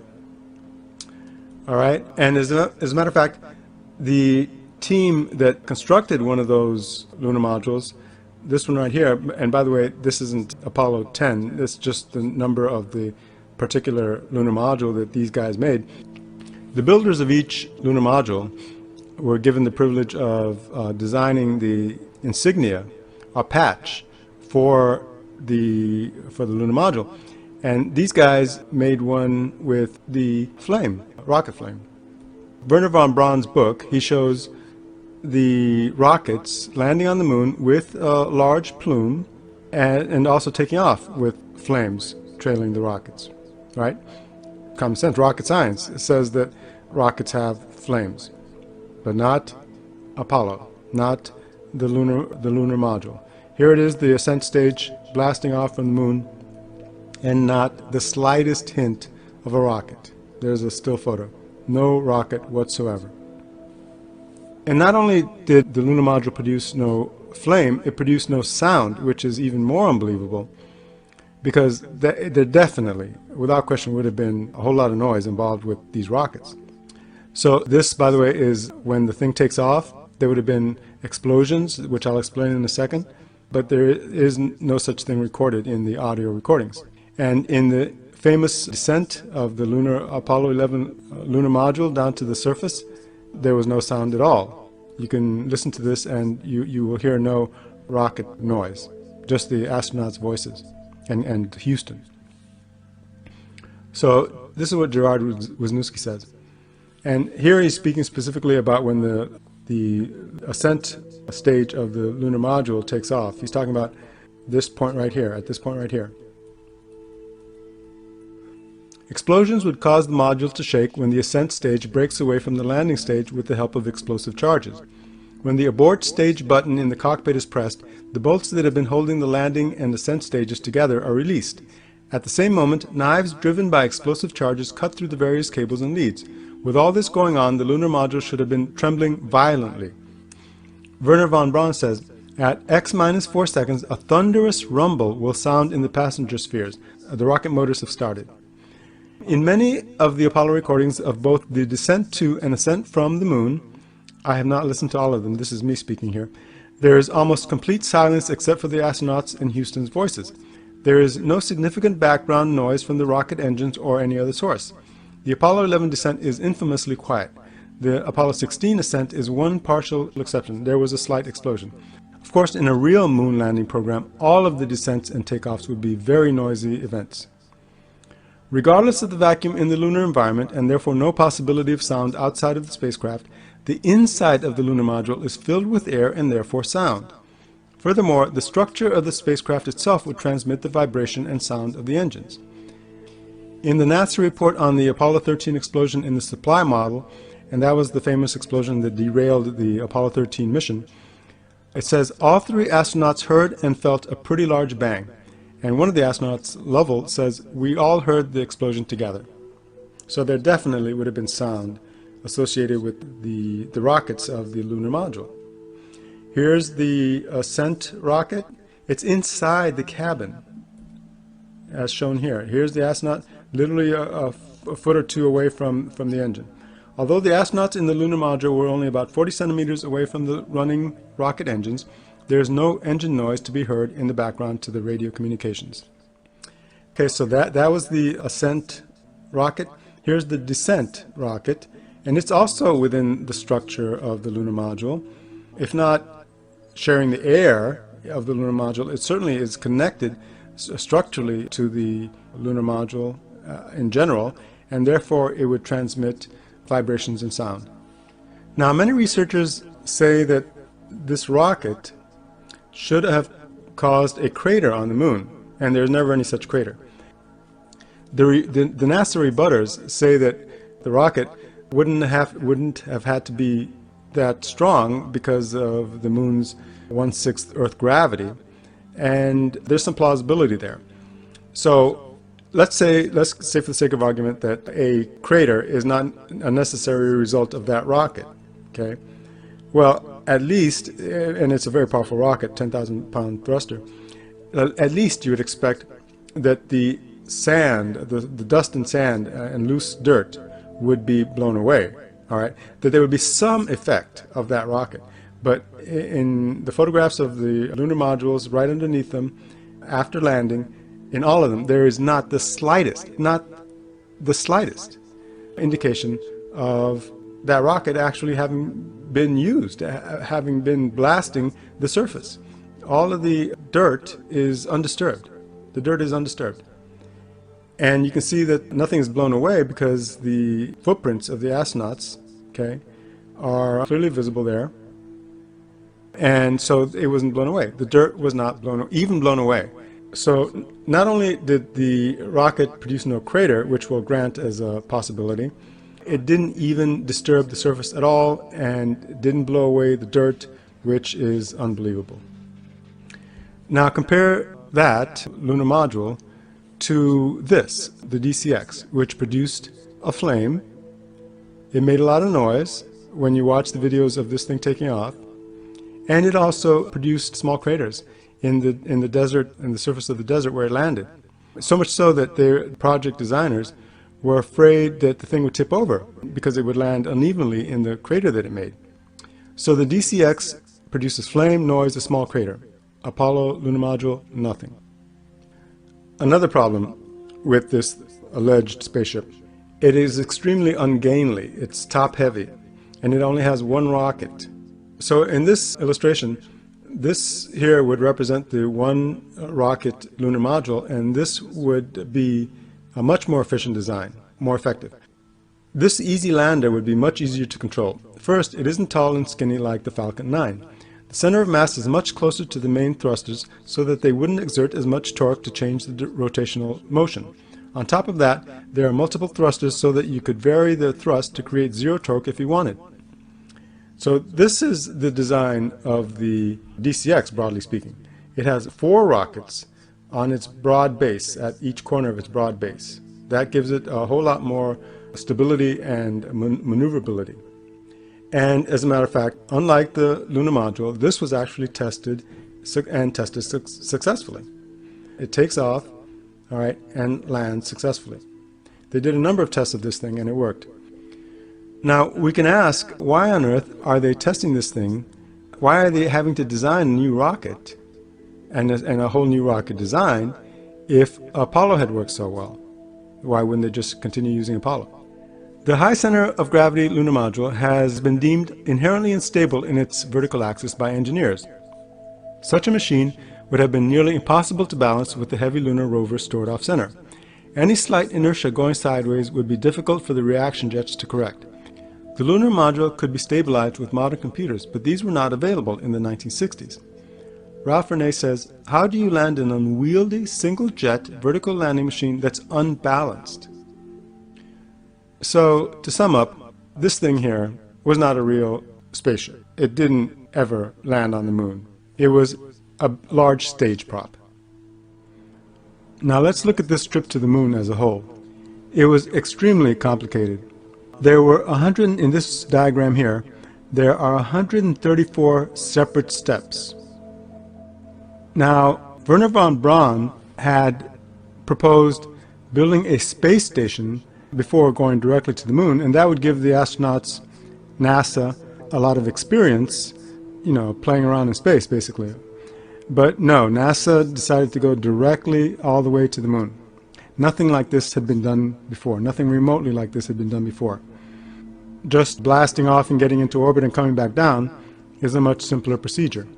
There's no way I'm going to go through all these steps, especially in this complicated diagram. So we'll look at this simpler diagram, and even here, there are 20 separate steps. So to get a feel for, you know, just how complex this whole operation was, we're going to go through these steps. So you have blast off, and then the first stage separates, then the second stage is ejected, and so you're left with a third stage. And then this stage fires to get the spaceship out of Earth orbit and on its way to the moon. And then after that, there's a complex little operation, a little maneuver, where the service and command module, that's the command module right there, that's the service module. For now, they're like one spaceship. The service and command module comes out of that last stage, does a somersault, and then connects with the lunar module, which is inside here, and then pulls out with it, so that you have the combined service command module and lunar module together. And then after that, okay, that's this operation here. And then after that, they jettison the rocket stage. Okay, so here they are. They do a mid-course correction, and then they get closer to the moon and they do a burn for lunar orbit insertion. And then once they're either near the moon or in orbit, they separate. The lunar module separates from the service and command module. And then the lunar module descends, and then it lands. And then after the astronauts have done all their running around and exploring and all, then you have liftoff of the ascent stage from the moon, leaving the descent stage behind. And then you have a rendezvous where the lunar module redocks with the command and service module. And keep in mind that none of this has been done before Apollo, the first Apollo that went to the moon, which I believe was Apollo 8. None of this had been done before in full. Okay. All right. The lunar module is jettisoned because it's no longer needed. They do a burn for a mid-course correction. And then once they get close to the Earth, the service and command module separate, and the service module, they get rid of that. So then you have the command module, and then it goes into the atmosphere. And this is a very, very tricky procedure here, because it has to come in at just the right angle so that it doesn't either destroy itself with too much friction, too much heat, and too many G's, too much gravity, or it could skip off. If it comes too shallow, it can skip off the atmosphere and end up in space, outer space. So anyway, so they do that, and then finally splashdown. So in this simplified model, you still have 20 separate, delicate procedures that have to be done precisely. Bill Kaysing, citing a 1959 Rocketdyne study, noted that the statistical probability of humans getting to the moon and back is 0.0014. That's just a little over 1 in 1,000. He says there were 85 separate maneuvers involved in each lunar landing. The statistical probability of complete success 6 times in a row without a single failure is practically 0. And here he's talking about the 6 times where they landed on the moon. Overall, they went to the moon 9 times and came back successfully. The only glitch was Apollo 13 with that explosion, which ended up being a success story anyway. And really, they undoubtedly did it for drama more than anything else. The whole thing was a show, and that was part of the show, and that just added a little bit of human drama. And it was just a success story after all, you know, how they persevered and all that. In real life, for instance, with the shuttle program, you have accidents. They're almost inevitable. You had 2 huge accidents with the shuttle, the Challenger and Columbia, and NASA lost 14 astronauts. But here's Apollo with 1960s technology going all the way to the moon and back 9 times with not a single loss of life or injury. It was downright magical. But of course it didn't happen, and NASA admits it. In this fairly recent video, Orion Trial by Fire, this NASA engineer, Kelly Smith, explains in great detail how this second-generation spaceship, the Orion capsule, is going to go all the way to the moon or other bodies, allegedly, like Mars or asteroids, okay? This is an animation. This ship never actually took off, but that's what it would have looked like. And here it goes to, let's say, the moon, okay, because they intended to go back to the moon according to this project here. All right, and he explains all of this and the spacecraft coming back, just like it did with Apollo, parachuting back. Okay, the whole operation is described as if it had never been done before, as if it was totally novel. Smith describes every stage of the Orion mission, a successor and in many ways a close copy of Apollo, as if it's never been done before. Everything is described exactly as if it were completely novel, as I just said, as if we had not yet gone into space beyond Earth orbit. And there's no mention whatsoever of Apollo, just as if it had never existed. And during this video, Smith describes the dangerous high radiation Van Allen belt zones that the spaceship has to go through. And the video shows this with these garish colors to make it seem, you know, all the more scary, which it would be in real life. And he says, as we get further away from Earth, we'll pass through the Van Allen belts, an area of dangerous radiation. Sensors aboard this first unmanned craft will record radiation levels for scientists to study. We must solve these challenges before we send people through this region of space. What more does one need to hear? They have not solved these challenges, okay? And they have not sent people through this region of space. Notice that the first craft is unmanned. because they need to study the radiation levels. What is all this about? All this is saying, in so many words, that Apollo didn't happen. And this is reinforced by the words of this guy, Terry Virts, a NASA astronaut, ISS International Space Station commander, who says this: "The plan that NASA has is to build a rocket that will be able to launch the Orion capsule to destinations beyond Earth orbit. Right now, we only can fly in Earth orbit. That's the farthest that we can go. And this new system is going to allow us to go beyond and hopefully take humans to the moon, Mars, asteroids, and we're building these building block components in order to allow us to do that eventually." Listen to what this guy says. He's speaking English. We understand English. He's saying that they didn't go anywhere. Right now, we can only fly in Earth orbit. That's the farthest that we can go. How much more explicit can anybody say this? Hopefully, we'll take humans to the moon. And we're going to do this eventually. They have not gone before. That's what he's saying here. And this astronaut, I don't know her name. The video never told us her name. She says, "We're really pushing the boundaries in terms of where we're going forward with exploration. This is really the beginning, I think, of human beings leaving low Earth orbit." Are we supposed to believe she never heard of Apollo? No, she knows all about Apollo. She knows it was fiction. She's speaking the truth here. Human beings have not left low Earth orbit. And this is evidenced for showing you many reasons, but this one here is quite compelling. Here is Apollo 13, 200 miles toward the moon, in other words, almost there. 200,000 miles is what I should have said if I didn't. And what do you see? Blue sky in the windows of the Apollo spacecraft, hundreds of thousands of miles away from Earth. They were not near the moon.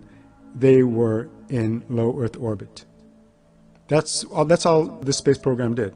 They got people up there in weightlessness, acting like they were traveling to the moon. They weren't going anywhere. This is as far as human beings have gotten with their own spacecraft. Now, frankly, alien spacecraft may have taken humans farther, who knows where, but with our own technology, with our own spacecraft, this is the farthest that we've gone. This is, by the way, the International Space Station.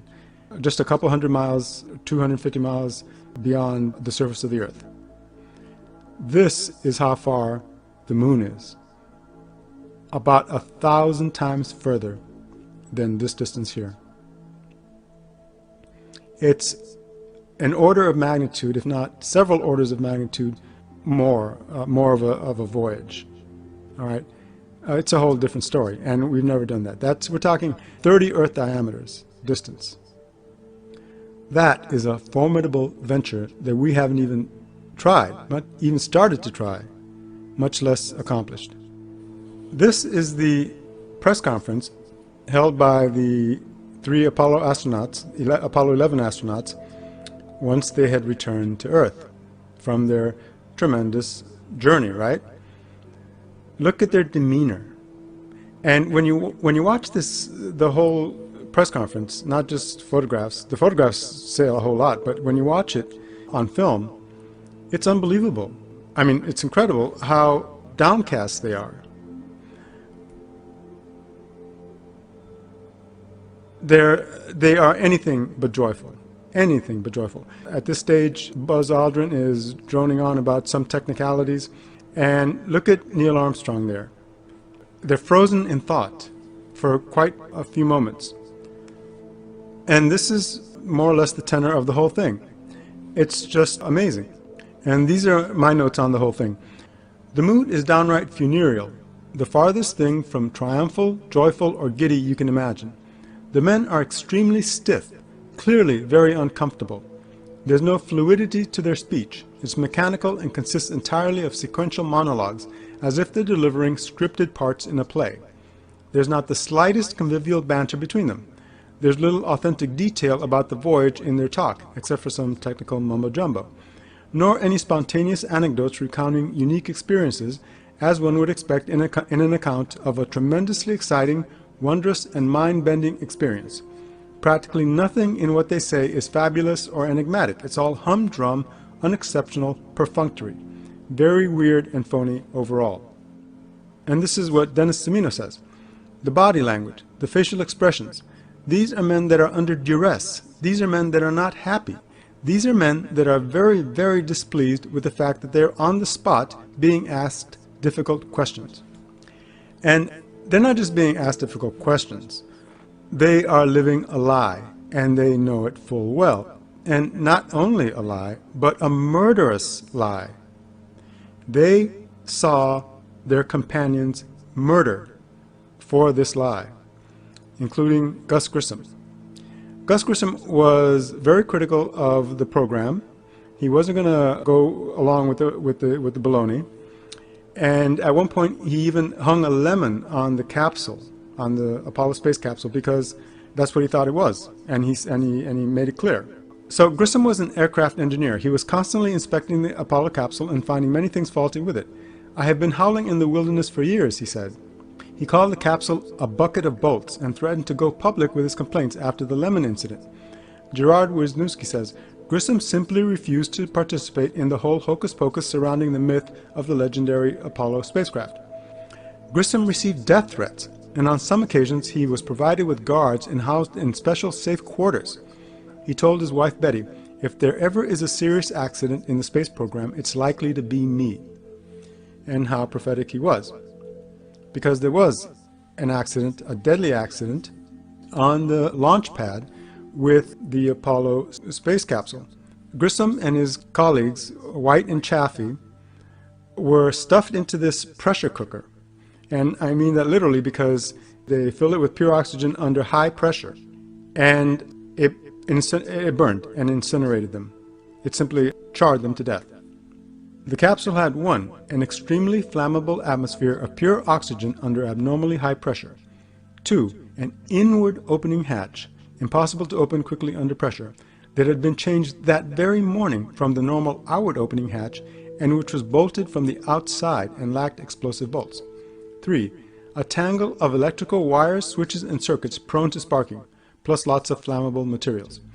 Ralph Renee says, "Any competent engineer should have known the dangers of oxygen at 16.7 or 20.2 psi, and normal atmospheric pressure is 14.7 psi. And by the way, Ralph Renee is uncertain about this because NASA itself doesn't say exactly, but we know it was abnormally high. Keenan and Harvey, two observers, said, "Most U.S. scientists could not believe their ears when they learned the facts. Oxygen at such pressure comes in the category of an oxygen bomb. This instrument here, it's an actual instrument, a calorimeter bomb, is an instrument that utilizes a combustible material, pressurized oxygen, and a spark." That's exactly what the capsule was. That's what they made it. A New York Times editorial said, "Even a high school chemistry student knows better than to play with 100% oxygen." Bill Kaysing and Ralph Renee call it simply murder. The FBI and NASA immediately ransacked Grissom's home and took all his paperwork, including his personal papers and his diary. Why would they have needed to do that if there was nothing fishy going on? And they weren't finished with the killing. This young man, Thomas Barron, was a safety inspector employed by North American Aviation, Apollo's prime contractor. Before the Apollo 1 fire, Barron had written a 55-page report on sloppiness at the pad, demanding that North American Aviation implement checks at the highest level. "Someone had to make known to the public and the government what infractions are taking place," he said. After the fire, Barron testified before a congressional committee on the disarray of the Apollo program, asserting that the U.S. would never make it to the moon. And then he submitted an additional 500-page report. Julian Scheer, a former NASA spokesperson, recalled that, quote, "There was a real fear that the program could be stopped dead in its tracks." 1 week after testifying, Barron, along with his wife and daughter, were struck and killed by a train as his car was inexplicably stuck on a railroad track crossing a Florida road. His report on the inadequacies of the program disappeared. How coincidental. 1 week after testifying, Barron is killed. And more coincidence. The report disappeared. Nothing to see here, all just chance. And that headline says it all. Crash kills Apollo critic Barron. They killed this guy, they killed this man, just like they killed Grissom and his companions. They killed his family. Finally, and almost most bizarrely, the astronauts claimed that they went all the way to the moon and back and essentially didn't see stars. What they say, that the record on this topic is confused, it's contradictory, it's inconsistent, okay? But broadly speaking, they claim that they didn't see any stars on a space voyage. Now, many Apollo critics look at photographs like this, from the surface of the moon, and they see a completely black sky with no stars, and they say, well, there should have been stars here. Okay, that's actually incorrect, because in these photographs, this is in daytime. They're on the surface of the moon, but they're under the sun. They're in daylight. They're using daytime exposures on their cameras, and that means very little light into the cameras. And under those circumstances, there is not enough light to make out the relatively dim stars. That's true. Okay, but that doesn't explain why they couldn't have seen stars with their naked eye. Forget the camera for now. Okay, all they had to do to see the stars was raise their visor, which acted as large sunglasses, keeping light out, like this guy did. Here we are this guy's supposed to be on the moon, and he raised his visor, and they did that a number of times. Okay, and then look away from the sun, preferably get in the shade of the lunar module or a boulder, and you would see the stars. Wernher von Braun, again much more realistic than Apollo, recognized this, and that's why in his book he has illustrations with the stars. And what he does here is he has the sun blocked by the top of this spaceship here, and the Earth is a new Earth, kind of like a new moon. You only see the shadow, so there's no bright Earth in the sky either. Under those circumstances, he not only shows stars, he shows the Milky Way. All right, that's what you would see on the moon with your naked eye. In fact, on Earth, with our light scattering atmosphere, which blocks, our view of the stars in general, you can see Venus in the daylight, if you know exactly where to look. So imagine if we had no atmosphere at all, we would certainly see at least the brightest stars and planets. Now, the astronauts were asked this question specifically: did you see the stars? Okay, they look all confused and hem and haw, and this is what they said. When you looked up at the sky, could you actually see the stars? Armstrong said, we were never able to see stars from the lunar surface. And then Collins said, I don't remember seeing any. And Dennis Semino says, no matter what NASA wants to say about the contrast levels and the optics, you'd see stars. Let's examine this statement by Collins in particular. Okay, Collins, he never was on the surface of the moon. Only these two were on the surface of the moon. He was in the command module orbiting the moon all the time. And he was going around and around the moon many times, because the orbit was something like 90 minutes or something. And they were there for well over 24 hours, I believe. Anyway, so he went around and around the moon, and on each of those orbits, he was on the dark side of the moon. That's why they call it the dark side of the moon, the side of the moon away from the Earth and away from the sun, all right? On the dark side of the moon, he would have seen nothing but stars in the sky, all right? When he looked at the moon, it would have been black, but when he looks away from the moon, the sky would have been fantastically full of stars, and it would have been just memorable, to say the least. He would not have forgotten that experience, to say the least. And here he is saying, I don't remember seeing any. It's absurd. It's a lie. It's a blatant lie. Now consider the Hubble Space Telescope. Okay, here it is, photographing the sky, stars, and celestial objects in daylight on the day side of the Earth. And why can it do that? How can it do that? It can do that because it's above the atmosphere. All right, so it's seeing a black sky just like the astronauts on the moon. With the space telescope, is that they use long exposure photography. As a matter of fact, the Hubble Space Telescope takes exposures not just in minutes, but hours and days at a time. And it goes around and around the Earth, like 90-minute, that's about the standard, something like that, on that order, 90-minute orbits, and half the time it's in the day, in the dark, on the dark side of the Earth, the night side, and half the time it's on the day side. But it doesn't shut down when it gets on the day side. It keeps on photographing. All it has to do is avoid pointing toward the sun. In fact, photography of the stars is not a problem during the day where there is no atmosphere to scatter the unidirectional light rays from the sun, as long as one uses long exposure, in other words, night settings. That's all you have to do. The astronauts would have been able to do that on the moon as well, okay, if they had taken one of their cameras and put it on a tripod, if they had taken a tripod, which they would have if they were serious, or just place it on a rock or something, and use long exposure settings instead of the day settings that we saw earlier, okay, where they took normal photographs. they could have taken long exposure photographs. And this is what they would have been able to photograph. A pristine, tremendous view of the night sky from the moon without any atmosphere to interfere with the view. They would have taken fantastic photographs. But they couldn't do that because they couldn't fake the sky. They could fake the lunar terrain because we don't know what the lunar terrain looks like. We haven't walked on the moon, but we do know what the night sky looks like. Amateur astronomers as well as professional astronomers, we know quite well what the sky looks like. For instance, in this photograph here, I recognized the constellations. This is Ophiuchus here, this is Scorpius here, and this is Libra here. Okay, and the individual stars, some of them I know, like Antares. These two very bright things are planets. This is probably Jupiter. I'm not sure which planets these are, but the point here is that we can determine where all the stars are and all the planets are or should be, because astronomers can do that. And so you wouldn't be able to fake a night sky. So what did they do? NASA, since they weren't on the moon, okay, they wouldn't have been able to get it right. They decided no stars. That was the party line. NASA took 3 lunar rovers all the way to the moon, but not one small photographic telescope with which to record the sky from the moon. Astronomers dream about an atmosphere-free moon observatory. The Apollo astronauts, on the other hand, display complete indifference to the night sky. They do nothing but collect rocks. Astronomical observation would have been a high priority in a real scientific mission.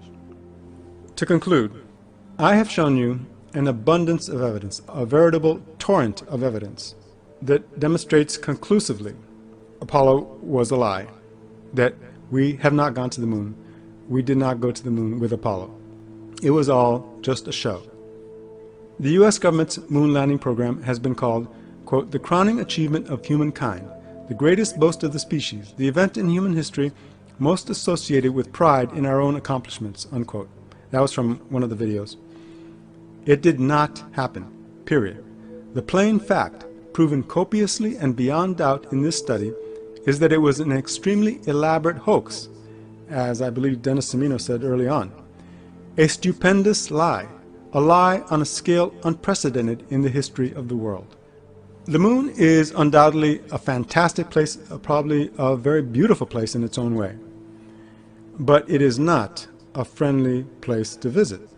It's more like this asteroid Vesta, a dead world fully exposed to radiation and micrometeorites, and not a friendly place to visit. Not like this depiction, which for all the world looks like, you know, people driving around and hiking around in a national park here on Earth. That is phony baloney.